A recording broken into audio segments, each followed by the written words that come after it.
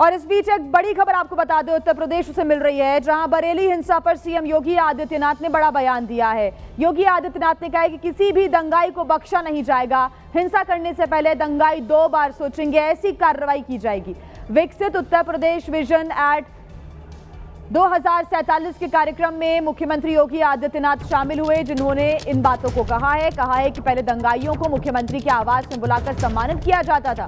पेशेवर अपराधी माफियाओं के सामने सत्ता सैल्यूट करती थी। उन्होंने यह भी कहा कि पहले सत्ताधारी लोग उनके कुत्तों से हाथ मिलाया करते थे। आपने देखा होगा कि कैसे सत्ता का मुखिया एक माफिया के कुत्ते से हाथ मिलाकर अपने को गौरवान्वित महसूस कर रहा था।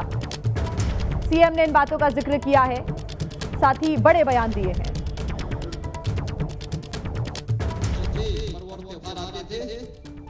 उत्पाद शुरू हो जाती थी।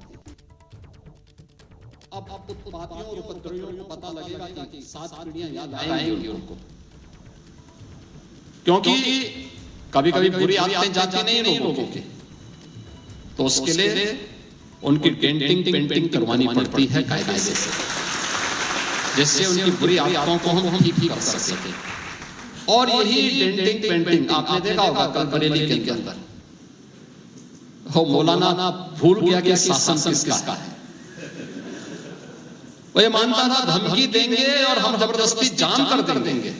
हमने कहा जाम नहीं होगा, कर्फ्यू भी नहीं लगेगा, लेकिन कर्फ्यू का सबक तुम्हें ऐसा सिखा देंगे कि तुम्हारी आने वाली पीढ़ी दंगा करना भूल जाएगी। क्या तरीका है? आप सिस्टम को ब्लॉक करना चाहते हैं,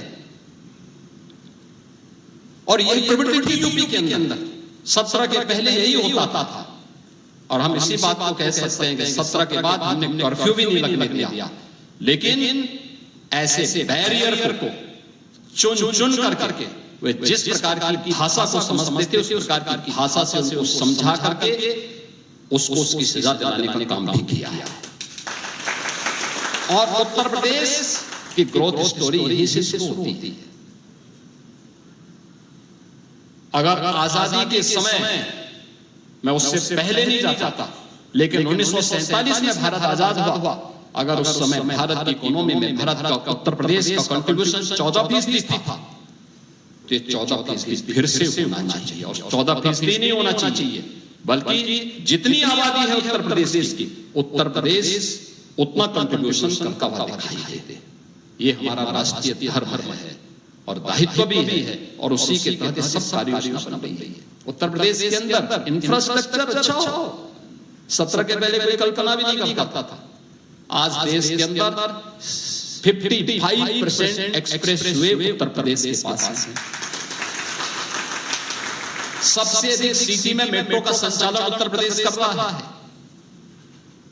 17 के पहले 2 एयरपोर्ट पूरी तरह क्रियाशील थे, लखनऊ और वाराणसी। गोरखपुर और आगरा आंशिक रूप से क्रियाशील थे। गोरखपुर में एक फ्लाइट आती थी, कभी भूल से आ गई, हम लोगों को ट्रेन से दिल्ली जाना होता था। आप सोचो 14 घंटे की हमारी जर्नी हुआ करती थी। बहुत इमरजेंसी में कोई होगा तो मुझे गोरखपुर से लखनऊ 6 घंटे बाई रोड आना पड़ता था, फिर यहां से मैं फ्लाइट पकड़ता था दिल्ली के लिए। आज गोरखपुर से 14 फ्लाइट चल रही है। 14 फ्लाइट देश के अलग अलग सिटी को जोड़ रही है।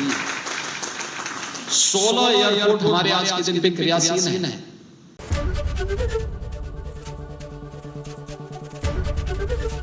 एबीपी गंगा, खबर आपकी, जुबान आपकी।